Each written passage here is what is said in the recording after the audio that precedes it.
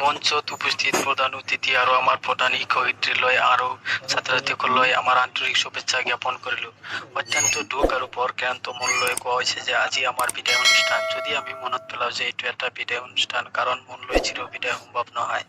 দীৰ্ঘদিন ধৰি আমি এই প্ৰতিষ্ঠানত পঢ়িছো আৰু এই প্ৰতিষ্ঠানৰ প্ৰতিটো শিক্ষয়িত্ৰীসকল আমাক বিভিন্ন বিষয়ত পঢ়াইছে, যিটো আমি কেতিয়াও পাহৰি নাযাওঁ। ইংৰাজীতে কোৱা হয় দ্য টিচাৰ ইজ মোটিং what this is। আৰু আমাৰ শিক্ষকসকলে সকলো সময়ত উৎসাহিত কৰিছে কাৰণে আমি চিৰকৃতজ্ঞ, কিন্তু ইচ্ছা নথকা সত্ত্বেও আমি আজি শিক্ষা জীৱনত অধ্যয়ন শেষ কৰি পিছত আৰু এটা অধ্যয়নত আগবাঢ়ি আমি বিদায় লৈ আছো। আৰু আপোনালোকে আমাক আশীৰ্বাদ কৰিব যাতে ভৱিষ্যতে শিক্ষা জীৱনে আৰু উন্নতি কৰিব পাৰি। দীৰ্ঘ অধ্যয়নৰ ব্যৰ্থতাৰ মাজেদি আমাক পাঠদান কৰিছে। এই শেষ মুহূৰ্তত আমি বুজি আছো যে সেই সময়টো কিমান ইম্পৰ্টেণ্ট আছিল। যদি আমাৰ কোনো ভুল ত্ৰুটি থাকে তেনেহ'লে আমাক ক্ষমা কৰিব, আৰু সকলো ছাত্ৰ ছাত্ৰীৰ পৰা আমি ক্ষমা বিচাৰিছো।